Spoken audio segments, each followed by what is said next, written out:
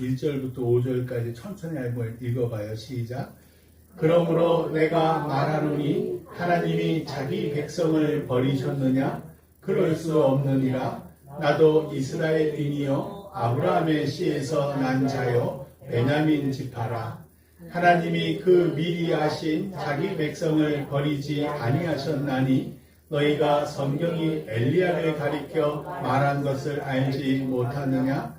그가 이스라엘을 하나님께 고발하되 주여 그들이 주의 선지자들을 죽였으며 주의 제단들을 헐어버렸고 나만 남았는데 내 목숨도 참나이다 하니 그에게 하신 대답이 무엇이냐? 내가 나를 위하여 바알에게 무릎을 꿇지 아니한 사람 7,000명을 남겨두었다 하셨으니 그런즉 이와 같이 지금도 은혜로 택하심을 따라 남은 자가 있느니라. 아멘.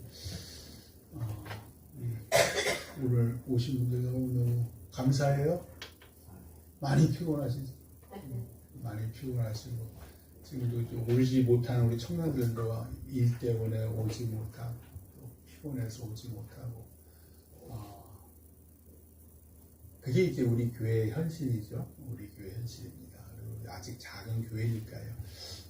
우리는 오늘 하나님이 나의 방패고 나의 요새신데도 불구하고 뭐 부족한 게 참 많아요. 우리도 부족하고 우리 교회도 부족하고 오늘 이 9월의 찬양 예배 우리 인도하는 일양자매도 참 수고가 많고 우리 임나래 집사님도 뭐 늘 수요 예배로 해서 우리 임나래 집사님이 없는 곳이 없습니다. 다 참 감사해요. 임나래 집사님 없으면 어찌 살지 모르겠어요.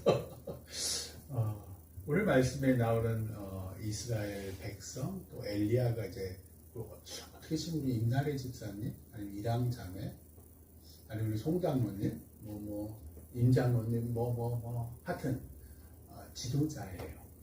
분명히 1절에서 그러잖아요. 하나님께서 이스라엘 백성을 버리실 수 없다라는 거예요. 자기의 친백성인데도 그런데도 불구하고 이스라엘 백성들이 예수님을 안 믿어요. 그러니까 늘 계속 율법에서 난 의만 쫓는데 율법에서 난 의는 뭐예요? 그 의를 율법을 제대로 행해야 되는 거예요. 그래야지 의로워지는데 그러지 못했잖아요. 그래서 하나님이 치셨어요. 그래가지고 하나님이 치셔서 이 사람들이 바벨론으로 끌려가고 포로 생활을 엄청 오래 했잖아요. 그러면서 이제 성전은 이미 뽀개졌잖아요. 그래서 이 사람들이 하나님을 계속 붙잡아야 되는데 나중에 뭐 에스라든지 느헤미야라든지 그래서 다시 돌아왔다가 또 식민지 백성으로 계속 살잖아요. 말씀드렸어요. 성전은 없어요. 그 스룹바벨 성전도 또 회파돼요. 로마군에 의해서 또 회파돼요. 그래서 이 사람들이 회당이라는 걸 만들어요. 회당. 무슨 얘기냐면 옛날에 성전 중심의 신앙생활을 했는데 보니까 이 성전이 없는 거예요. 그리고 자기들이 다 포로로 간 거예요. 그러니까 어떻게 해야 돼요? 자기들끼리 모여서 모일회자를 모여서 율법 하나님의 말씀을 막 공부하는 거예요. 그러니까 공부하면 할수록 그러면서 이게 회당 중심이 되는 거예요. 오늘날처럼 우리도 이제 교회당 중심이잖아요. 오늘날처럼 하나님의 말씀을 가르치고 배우면서 그걸 행해야 되는데 행하지를 못하는 거예요. 그래서 이제 하나님께서 예수님을 보내셨죠. 그런데 예수로부터 말미암은 의를 이 사람들이 안 믿는 거예요. 왜냐하면 자기들 생각과 다르니까. 주일날 말씀드렸어요. 로마군을 확 없애고 우리 멋진 하나님의 나라 이스라엘 이게 아니라는 거예요. 하나님께서 이건 아닌데도 불구하고 이 사람들은 계속 그런 오늘날 이런 사람들처럼 바깥에 나가서 왜 중국 사람들 합니까? 중국 사람 왜 혐중 왜 합니까? 일본들이 왜 혐한했다고 우리 난리쳤잖아요. 중국 사람들도 마찬가지인 거예요. 그런 거는 하나님이 아주 싫어하시는 거예요. 무조건 하나님은 사랑이에요. 뭐 누구 나가라 이건 뭐예요? 하나님의 뜻이 아니에요. 절대로 그래서는 안 되는 거예요. 근데 여하튼 하나님께서는 사랑하라라는 뜻으로 예수님을 보내셨고 예수를 믿으면 구원받는 새로운 세상, 새로운 구원의 계획을 했는데 이 이스라엘 백성들이 안 믿는 거예요. 그러나 오늘 이제 그 바울이 한 말은 하나님께서 자기 백성을 버릴 수 없다. 왜? 나 자신을 봐라. 나도 이스라엘 사람이요 아브라함에서 씨에서 난 자요 베냐민 지파다. 나 같은 사람도 예수님의 복음을 들어서 믿고 구원받았잖아. 저들이 오늘 말씀 앞에 10장에 보시면 저들이 듣지를 않아요. 예수님의 그 복음을 듣지를 않아요. 분명히 믿음은 들음에서 나며 들음은 하나님의 말씀으로부터라고 했는데도 불구하고 저것들이 안 들어요. 안 듣기 때문에 듣게 해야 되는 거예요. 듣게 해야 되는 거예요. 그래서 2절에 보시면 하나님이 그 미리 아신 자기 백성을 버리지 아니하셨나니, 그러니까 저들을 듣게끔 해야 된다는 거예요. 너희가 성경이 엘리야를 가리켜 말한 것을 알지 못하느냐? 그가 이스라엘을 하나님께 고발하되, 그 왜 열왕기 상에 엘리야 선지자가 등장해서 갈멜산에 올라가서 왜 아세라와 바알의 선지자 850명과 누가 진짜 하나님이냐, 여호와 하나님이 진짜 하나님이냐, 바알과 아세라가 진짜 하나님이냐 내기를 해가지고 송아지 제물을 각각에 바치고 제단을 지네들 원하는 제단 만들고 여호와 하나님 섬기는 제단 만드는데 저것들은 막 칼로 자기 최선을 열심히 다하는 거예요. 그렇게 해가 칼로 뭐 자해하고 두들겨 패고 이런데도 불이 안 땡겨졌는데, 엘리야 선지자는 야 제단에다 물 다 퍼고 도랑도 다 내. 그런데도 엘리야 선지자가 기도하니까 하나님께 여호와의 불을 내려서 도랑을 핥으셨다라는 표현을 하잖아요. 그러고 난 다음에 죽여라 해서 850명을 다 죽이잖아요. 그리고 난 다음에 무슨 얘기가 나오냐면, 중요한 건 이거예요.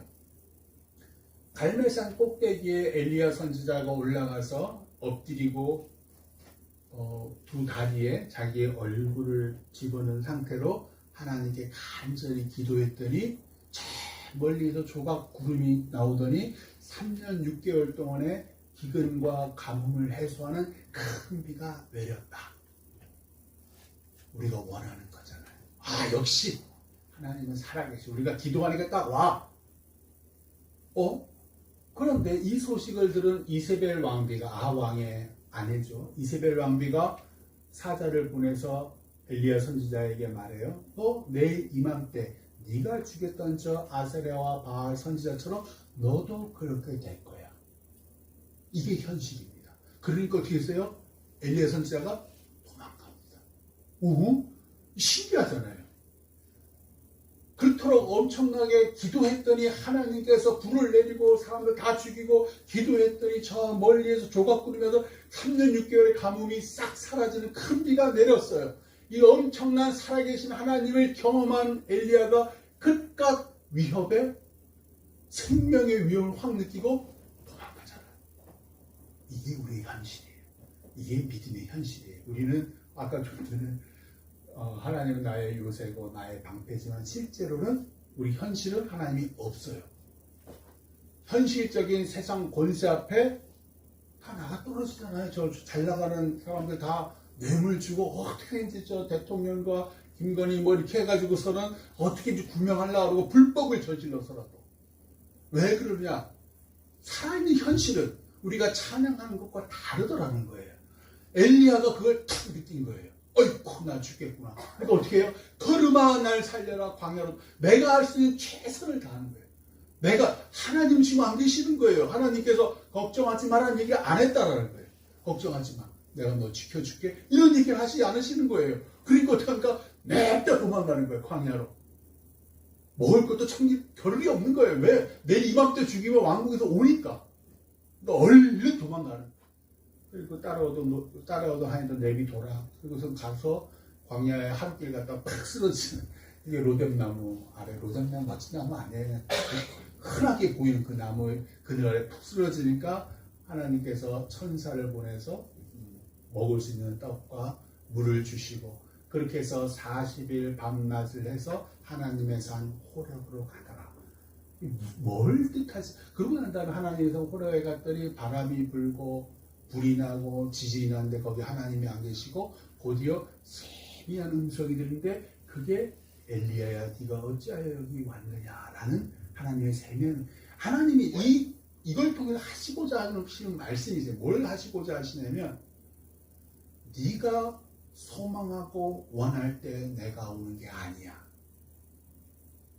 나는 너의 주인이야. 내가 원할 때 너에게 가요. 그러니까 이게 너무 속상한데 우리가 참 교회를 위해서 우리 교회 건축을 위해서 열심히 기도하고 하나님 무슨 방법이 없습니까? 라고 해도 사실은 한 이틀 전인가요? 우리 임장모님이 우리 뭐 토지 재산세가 6월 1일에 부과돼서 600 몇십만을 내야 합니다. 제가 또 저는 뭐 정말 내야 된다는 그런 법조문이나 찾아대고 근데 이제 봤더니 우리 이제 7월 31일 날 뭐 저 LH에서 토지 사용 허가 시간이 있고 막 이러더라고요. 그래서 이제 나중에 수정구청 담당 직원에서 제가 임장로님도 가보시고 만약 안 된다 그러면 제가 가서 이제 계속 그럴 건데 그러니까 제가 할 수 있는 최선을 다하지만 하나님은 거기에 임하지 않으시더라. 엘리야 선지가 똑같은 거예요. 이상하다. 분명히 나는 살아계신 하나님을 경험했는데 왜 이 순간에는 드러나지 않지? 내 목숨을 당장 앗아간다고 내 이맘 왜 이 순간이 없지? 그리고 냈다 내가 할 수 있는 최선을 다해 도망을 갔단 말이에요. 그러고 난 다음에 느닷없이 하나님께 천사를 보내서 먹을 걸 주시고 40일을 걸어서 하나님의 산 호렙에 가고 그러면 이제 드디어 내가 하나님의 산 호렙에 왔으니 하나님이 멋지게 당신의 영광을 보이실 거야가 아니더라는 거예요. 엄청난 바람이 불었는데 그럼 이제 하나님이 오시려나? 알아요. 불도 지진도 않아요. 하나님이 어떻게 와요? 정말 말도 안 되게 세미한 음성으로 든든든하는다.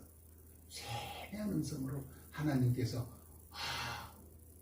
우리 교회도 누군가를 보내셨어요. 우리 교회 누군가를 보냈냐면요. 어떤 목사님 딸을 보냈어요.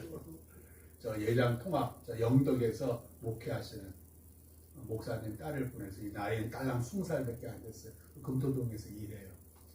그 자매가 11조를 아빠의 교회가 어려워요.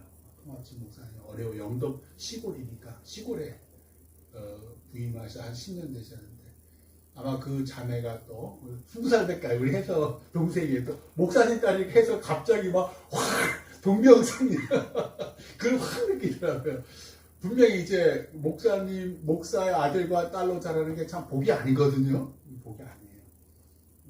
이렇게 막 시선이 막 의식할 수밖에 없고 동병상련을 느꼈는데 우리 이제 이것도 이욥이 계속 얘기를 해줘.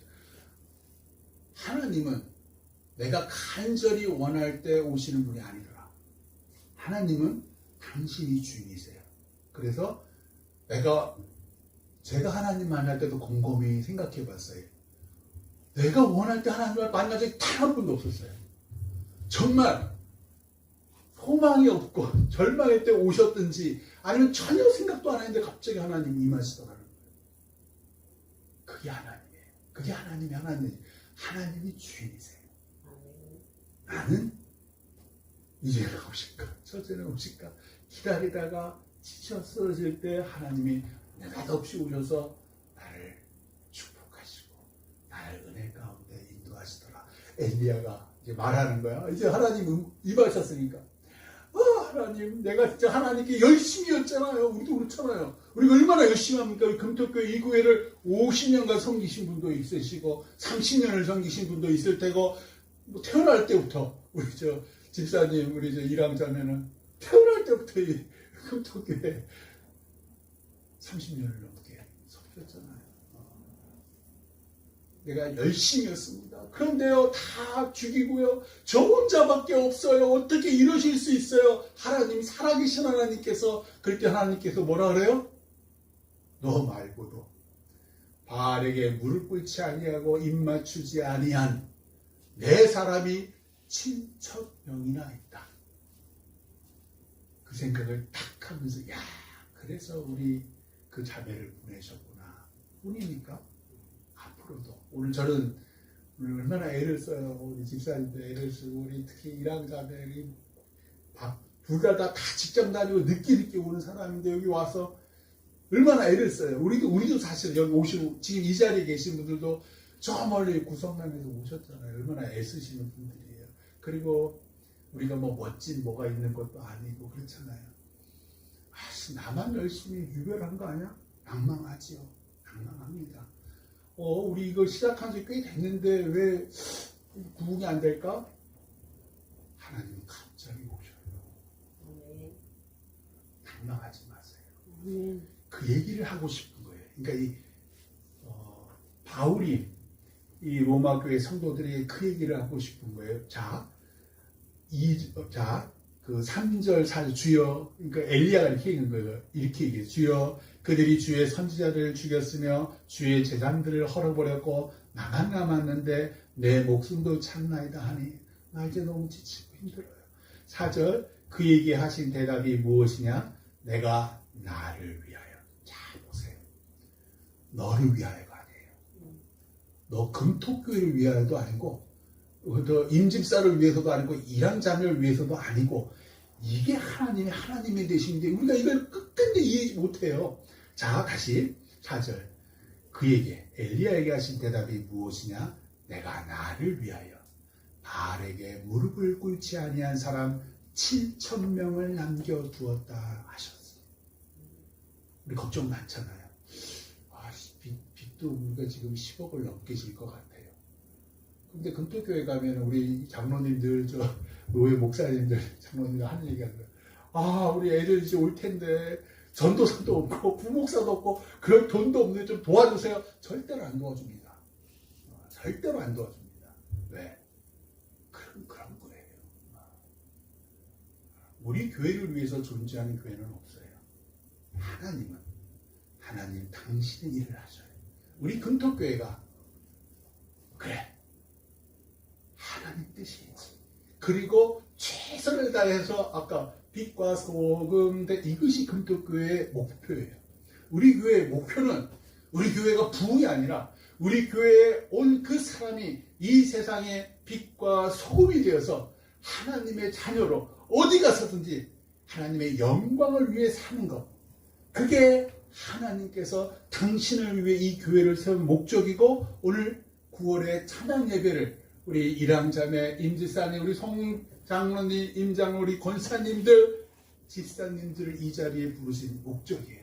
내가 나를 위해서 이 금토교회를 쓰겠다 하면 너희가 부족한 거 알아. 너희가 지금 이 찬양에 힘 빠진 거 알아. 그러나 걱정하지 마. 내가 준비한 7,000명을 예비했어. 내가 보내줄게. 이것을 믿고 이게 믿음이라는 거예요. 내가 열심히 하는 게 믿음이 아니라 하나님이 하실 거야. 나는 그 하나님을 쫓아가는 게 이게 믿음이에요. 내가 앞서가는 게 아니라 내 하나님이 앞서가시면 내가 뒤에 가는 거. 5절. 그런지 이와 같이 지금도 은혜로 택하심을 따라 남은 자가 있느니라. 금토분이 올 거고요. 지금도 오고 있어요. 그 목사님 자리 왔어요. 뿐만 아니라 가시는 분도 있죠. 근데 오는 사람들이 있어요. 가시는 분은 우리 금토교회를 통해서 빛과 소금된 훌륭한 하나님의 자녀가 되셔서 나가시면 좋고, 새로 오시는 분들은 빛과 소금된 하나님의 훌륭한 자녀가 되기 위해 우리 교회로 오는 것. 이것이 우리 금토교회가 존재하는 목적이고 엘리야가 있는 목적이고 우리 이람자매 임집사님이 찬양 예배에 있는 목적이고 우리가 이 자리에 있는 목적입니다. 같이 기도하겠습니다.